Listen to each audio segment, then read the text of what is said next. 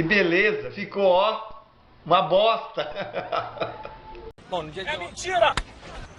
Olá, concurseiros, tudo bem com vocês? Eu espero que sim. Nós estamos aqui para mais uma aula neste canal de conhecimento denominado por mim de JFA Concursos. Se você está chegou até esse canal, né, para conhecer um pouco da história do Acre, eu fico muito feliz que ele possa estar ajudando você tanto a conhecer a história do seu estado, quanto a fazer com que você passe em concurso público. Se você é de outro estado e chegou até esse canal, até essa aula, então é porque você está vindo fazer concursos públicos aqui para o estado do Acre. Pessoal, hoje nós teremos uma aula, né, dando uma continuidade de uma sequência de aulas que nós já estamos tendo desse assunto. Eu denominei de aula 4 porque é uma sequência, tem aula 1, 2, 3. A gente vai trabalhar o primeiro surto da borracha, é uma continuidade do primeiro surto da borracha. A gente já trabalhou na aula 3 como que aconteceu esse surto, né, o processo de vulcanização e outros. E aí a gente vai trabalhar hoje basicamente a anexação do território do Acre ao Brasil. Como que aconteceu essa anexação, qual é o nome do tratado, quais foram os principais sujeitos, tá bom? Então, vamos lá. Hoje eu estou muito feliz, dia 26 de junho de 2020. Estou completando mais um aninho de vida, 33 anos, tá bom? E aí é só felicidade, né? Mas vamos lá para o que interessa, que é a nossa aula, pessoal. Então, olha só. Um coronel do exército, na verdade não é exército brasileiro, é do exército boliviano, tá? Do exército boliviano, chamado Manuel Pando.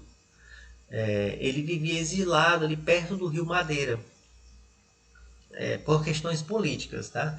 E aí ele viu, né, os nordestinos penetrando aqui nessa região, né, a invasão de pessoas nessa região. O que ele fez? Ele denunciou isso às autoridades bolivianas, né, essa invasão dos seringueiros nessa região que hoje compreende o Acre, e ele também falou dos perigos, né, que essa invasão ela representava. Por conta, né, eu chamo ele de Cagueta, o coronel Cagueta, tá? Por conta disso, pessoal, dele ter alertado o governo boliviano, ele pôde voltar a viver na Bolívia e ele teve a sua sentença, então, né, perdoada. Essa questão de viver exilado foi perdoada. Tá? Essa invasão, o que ela representava? Representava o desrespeito ao Tratado de Ayacucho, que foi feito entre o Brasil e a Bolívia, que nós já falamos na aula passada, na verdade na aula 2. Né? Esse tratado foi feito entre o Brasil e a Bolívia. O Brasil, de fato, ele assumia nesse tratado que esse território aqui, que hoje compreende o Acre, era da Bolívia, e a Bolívia, né, se comprometia a não entrar em guerra ao lado do Paraguai contra o Brasil. Nessa época estava acontecendo a guerra do Paraguai. Ok? Mas isso está lá na aula 2 que você pode ver essa explicação bem legal. Ok, pessoal, o que acontece a partir daí, né? A Bolívia ela começa a reivindicar a demarcação do território, com base em quê? No Tratado de Ayacucho. Né? De tanta insistência, em 1895 foi formada uma comissão, uma junta de brasileiros. Tá? Então foi nomeado o coronel Taumaturgo de Azevedo e Cunha Gomes. E a Bolívia nomeou quem? O Cagueta, coronel José Manuel Pando. Né? Então essas pessoas foram responsáveis aí por essa comissão de demarcação dessas terras, tá bom? Mais uma vez eu digo para vocês que o que está em amarelo é aquilo que vocês vão precisar de fato realmente saber para o concurso de vocês, tá bom? Então olha só, o Acordo Medina Carvalho, né? O que foi o Acordo Medina Carvalho? Foi um acordo feito em 14 de junho de 1895. O ministro das Relações Exteriores da Bolívia, o nome do cara era Frederico Dias Medina, veio ao Brasil fazer valer os acordos da comissão demarcatória que a gente acabou de ver. Além disso, foram tratados assuntos para facilitar o transporte de mercadorias para a Bolívia ou para o Brasil. Né? Esse acordo que fez valer, né, a demarcação do território e esse transporte de mercadoria entre os dois países ficou conhecido como o Acordo Medina Carvalho, né, em homenagem ao Frederico Dias Medina de Carvalho, que era o ministro das Relações Exteriores da Bolívia. E a linha Cunha Gomes, pessoal? Essa linha Cunha Gomes, até um dia desse, ela teve um reajuste aí, eu acho que se não me engano, em 2008. Então, olha só, o que é a linha Cunha Gomes aqui no nosso estado? O governo brasileiro ordenou que o coronel Taumaturgo de Azevedo, né, responsável pela linha demarcatória lá, com Cunha Gomes, o governo ordenou que ele cumprisse o trabalho de demarcar os limites que foi estabelecido pelo Tratado de Ayacucho. Só que o coronel, vendo toda a situação que estava aqui, vendo que esse pedaço de terra era bom para o Brasil, ele acabou se recusando, porque ele sabia que a gente ia perder esse território. O que acontece com ele?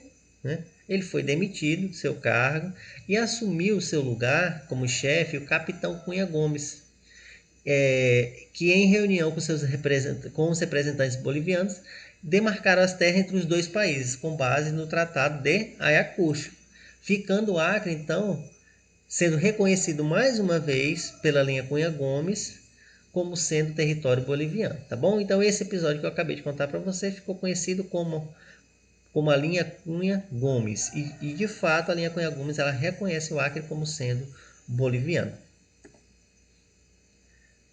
Pessoal, o que acontece a partir daí? Os seringueiros e seringalistas, principalmente da Amazônia, eles temiam que o governo boliviano cobrasse alto imposto sobre a produção da borracha que era feita nesse território que até então foi colocado como boliviano, O governo brasileiro insistia que fosse cumprido o acordo de Ayacucho, porque não queria briga com a Bolívia. Então, para os seringalistas que viviam aqui, as casas aviadoras, que ganhavam muito dinheiro, assim como as casas exportadoras, e o governo do Amazonas, a solução era o quê? Uma luta armada. Então, diante de toda essa situação, o governo brasileiro querendo cumprir o tratado, e essas pessoas que eram beneficiadas direto pela produção da borracha financeiramente, não queria, o que eles fizeram? Eles falaram assim, a solução é a gente lutar, pegar em armas e lutar. Então, diante dessa situação, o governo boliviano, sabendo dessas intenções dessas pessoas, já tratou de providenciar a ocupação e a criação de uma alfândega aduaneira aqui nesse território. Foi quando, no dia 2 de janeiro de 1899, esse rapazinho aí chamado José Paravacini instalou no Acre, aqui no nosso Acre, uma cidade que ele denominou de Porto Alonso. E aí, Porto Alonso é a nossa cidadezinha histórica, pessoal? A cidadezinha histórica do Acre é quem? Porto Acre. Hoje é Porto Acre, mas foi denominado de Porto Alonso. Quem já foi em Porto Acre hoje sabe que é uma tristeza, A cidade, ela de fato, ela é uma cidade abandonada pelo poder público. Eu fui lá a última vez, muito buraco. O museu era de madeira, onde tinha várias peças da guerra que aconteceu, que a gente vai já ver. E muita coisa legal lá, enferrujando, caído, tinha um buraco na parede, enfim. A última vez que eu fui lá estava assim, muito triste ver uma cidadezinha histórica abandonada. Quero até mandar um abraço para as pessoas que moram lá, tá bom? Então, pessoal, o que acontece? Em Porto Alonso começou a funcionar uma aduana da Bolívia, um local onde se cobrava imposto, que tirou os poderes dos funcionários amazonenses e cobrava impostos referente à borracha. Tudo que subia ou descia que fosse borracha tinha que pagar imposto. Todas as embarcações que subiam ou desciam com mercadorias pagavam imposto sobre as mercadorias, que variavam aí de 15% a 40%. Então, a pessoa quase 50% de imposto, O governo do Amazonas não podia mais cobrar imposto, porque já estava sendo cobrado. O que acontece? Isso foi motivo suficiente para pensar numa luta armada. Plácido de Castro já estava trabalhando. Errou! Então foi aí, pessoal, que Plácido de Castro, que já havia trabalhado demarcando seringais no ano de 1899, tinha conhecimento tático de guerra e por isso foi convidado pelo governo do Amazonas para comandar uma tropa de seringueiros para uma possível guerra contra as forças bolivianas. Assim ele recebeu a patente de coronel e rumou para o que hoje é o Acre, para treinar os soldados para o combate. E esses soldados eram nada mais nada menos que os seringueiros, ok? Então olha só, formou-se uma junta revolucionária em 1º de julho de 1902, no Seringal Caquetá. A primeira conquista foi a tomada de Chapuri, em 6 de agosto de 1902. Em setembro do mesmo ano, eles derrotaram o exército boliviano no Seringal Empresa, que hoje é Rio Branco, e os soldados bolivianos foram vencidos, não só pela bala, mas também pela fome. As tropas acreanas então partiram para Porto Acre, lembra? Porto Alonso, que eu acabei de falar, a primeira cidadezinha histórica do nosso estado. E em 24 de janeiro de 1903, o governo boliviano, que já era o José Manuel Pando, lembra do Cagueta que eu falei lá no início? O Cagueta, né, que falou que estava entrando gente aqui nessas terras, ele virou então o governador da Bolívia, o presidente da Bolívia, e aí ele quis vir ao Acre, né, com as tropas para combater. Mas o governo brasileiro, sabendo dessa intenção que ele tinha, pediu para que Barão do Rio Branco, não esqueça esse nome, tá? Barão do Rio Branco era o ministro das Relações Exteriores, já caiu várias vezes em prova. Ele agisse de forma diplomática para evitar uma guerra maior. Em março de 1903, 9 de março, Barão do Rio Branco enviou um telegrama então para José Manuel Pando, Cagueta, que eu chamo de Cagueta, tá? Propondo então comprar essas terras. A partir daí, Barão do Rio Branco usou um álibi, que essas terras poderiam trazer o quê? Prejuízos à Bolívia. E o Peru também estava querendo tomá-la como sua.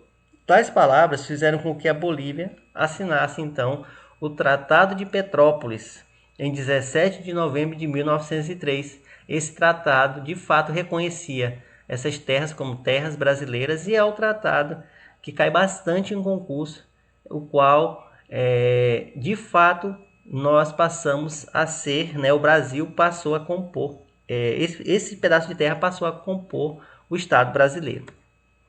Beleza, então olha só, o que o Tratado de Petrópolis resolveu, pessoal? Ele tornava o Acre brasileiro, traçava os limites entre os dois países. O Brasil ficou responsável de pagar 2 milhões de libras esterlinas à Bolívia, assim como ficou obrigado a construir uma estrada de ferro, que é conhecida como a Madeira Mamoré, que não foi finalizada, né? E até hoje a gente encontra resquícios dessa estrada de ferro aqui em Rondônia, após o Rio Madeira. Quem já viajou de ônibus ali sempre vê que tem trilhos, até um trenzinho, né? E a Bolívia ela ficou com liberdade de transitar pela essa estrada de ferro e pelos rios acreanos. Então, olha só, a questão com a Bolívia ela estava resolvida com o Tratado de Petrópolis, mas o Peru também exigia suas terras situadas no Juruá, que a gente faz fronteira com esses dois países. Para isso, então, foi assinado o quê? O Tratado de Rio de Janeiro, em 8 de setembro de 1909. Esse tratado, né, convenceu o governo peruano a retirar suas tropas da região acreana. Esses dois acordos, pessoal, eles resolveram os conflitos com os países vizinhos e anexaram até então o território, que não era Acre, né, esse território ao Brasil. Beleza? Vamos fazer umas questões para encerrar? Primeira questão, Banca Funcab diz assim, ó, o Acre foi incorporado ao Brasil com a assinatura do Tratado de Petrópolis. Beleza, tá certo. Nesse momento histórico, o presidente do Brasil era, olha só, uma questão de história do Acre que cobrou a história do Brasil, né? Então, pessoal, no ano de 1903, o presidente do Brasil era Rodrigues Alves, tá bom? Isso já caiu umas 2 ou 3 vezes em prova, questão bem parecida. Questão 2. No século XX, um dos mais importantes diplomatas brasileiros, Barão do Rio Branco, foi o responsável pela anexação brasileira do território que atualmente pertence ao estado do Acre. O ano da assinatura do Tratado de Petrópolis foi. Olha só, falei que cai muito isso em prova e realmente cai, pessoal. A gente viu então que o ano é o ano de 1903. Questão 3. Em 1909 foi concretizada a assinatura do Tratado de Limites e Navegação Bilateral, pelo qual é negociado o restante da fronteira com o Peru, correspondente ao território do Acre. Esse ato recebeu a denominação de... A gente acabou de ver, né, que o Tratado de Petrópolis foi feito entre Brasil e Bolívia. E entre o Brasil e Peru foi feito o Tratado do Rio de Janeiro, letra E. Essa aqui é uma questão um pouco mais complexa, tá? O atual estado do Acre foi incorporado ao território brasileiro pelo Tratado de Petrópolis, correto? Assinado entre Brasil e Bolívia. Esse tratado foi assinado na primeira década do século XIX, segunda metade do século XIX, primeira metade do século XX, segunda metade do século XX ou primeira década do século XXI. E agora, né, pessoal? Você teria que saber o seguinte, na história, quando se fala em século, né, o século é sempre 100 anos a mais. Se eu falo assim, ó, século XX, eu estou remetendo ao ano a partir de 1900. Se eu falo século XVIII, eu estou me remetendo ao ano a partir de 1701. Século XV, eu estou remetendo-se ao ano de 1401 até 1500. Beleza? Então, olha só. Quando que aconteceu o Tratado de Petrópolis? 1903. 1903 é o quê? Primeira metade do século XX, né? Século XX é o quê? De 1901, né? Até 1999. Então, nós temos aqui primeira metade do século XX. É isso aí, pessoal, nossa aula de hoje. Espero que vocês tenham gostado. Deixem no comentário, se inscreva no canal, compartilhe com outras pessoas. Sucesso para vocês. Rumo à aprovação. Até a próxima.